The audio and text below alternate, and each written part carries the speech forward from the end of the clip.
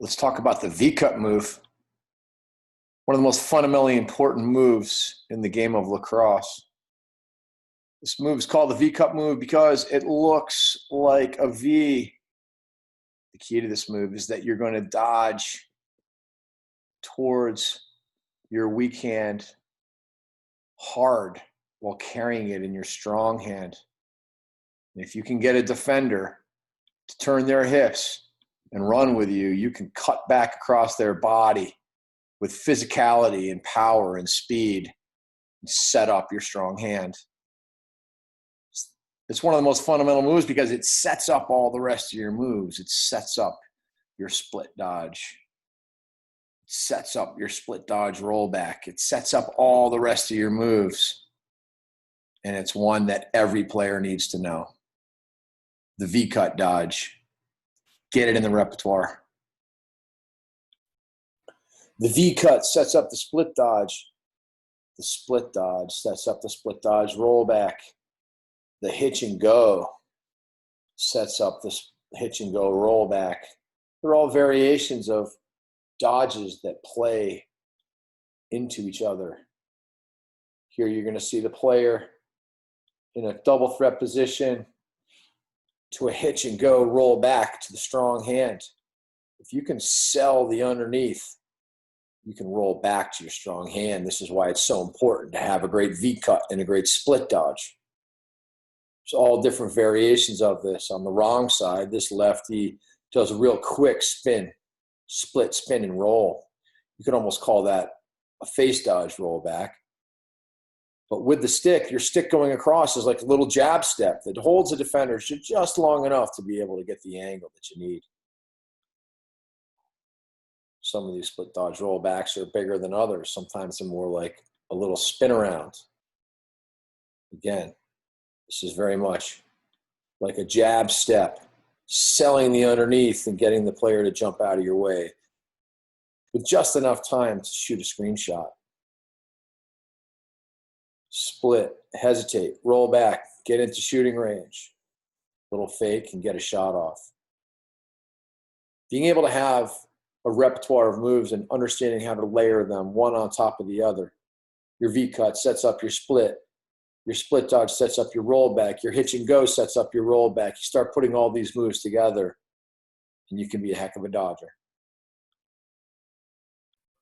The drift dodge, it's in the family of double threat dodges. It's a dodge in which you try to get as close to your man as possible without allowing him to jack you or check you. In this case, the drift is a little side shuffle.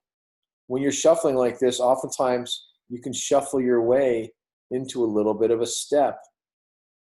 If the defender doesn't maintain his shade, your drift may give you an angle that you didn't have before. Your shuffle is also a natural hesitation move. In basketball, they'll call it a slide hesitation or a shuffle hesitation. It allows you to get a step.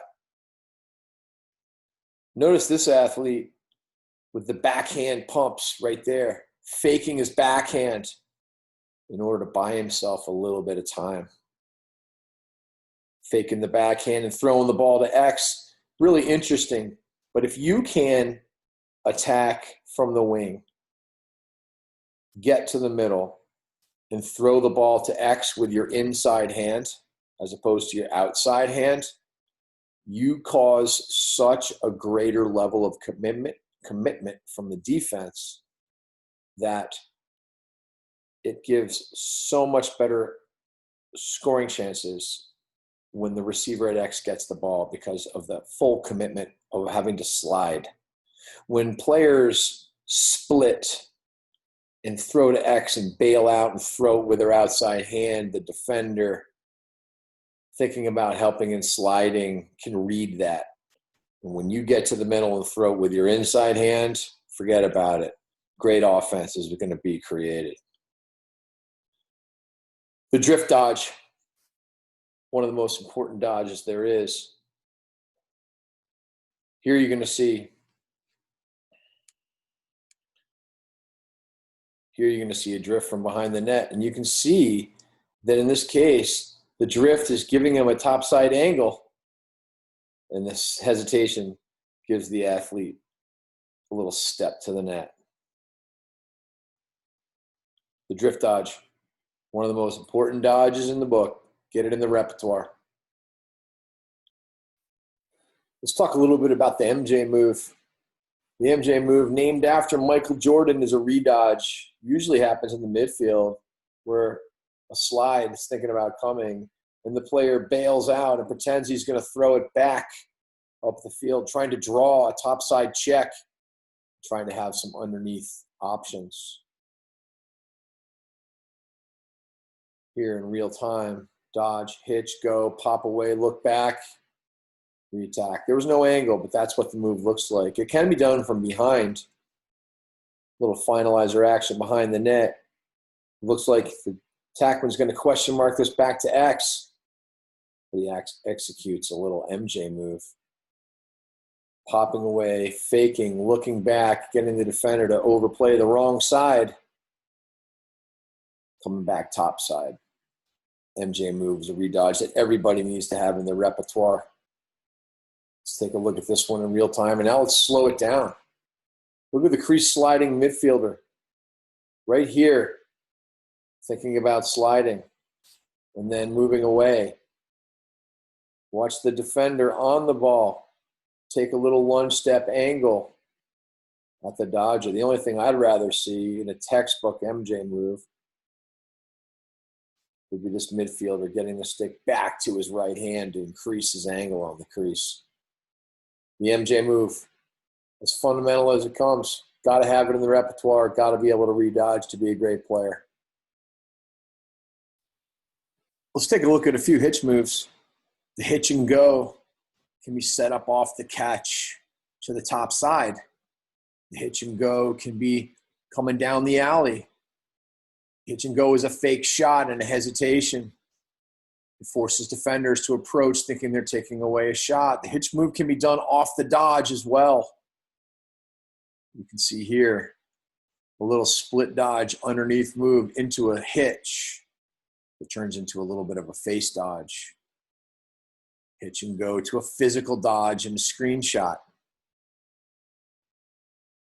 The power of pause. You can see it here as this player is coming topside on the catch. The man falls down. Here you see multiple hitches. One hitch, another hitch with a little under move, the multi-hitch, double hitch. One of the most important skills and under-taught skills in the game of lacrosse. Your hitch sets up your screen shot. An early hitch will allow you to find that screen. The hitch can set up a go and a rollback for a question mark. And when you're hitching across the top and you get real separation into the middle, the best thing you can do is be pumping passes across and back so that you can have more space and time to bury a shot. There are so many applications of the hitch move. It's very much like a double dribble in basketball or a catch and fake. There are so many applications for the hitch move. The hitch and go is just like catching a basketball, faking your shot and going. The double hitch move is like double dribbling. Catch, fake your shot, put the ball on the ground, pull up, fake another shot, and go. Could you play high level? Could you be an NBA basketball player if you were allowed to double dribble? Think about using your double hitches.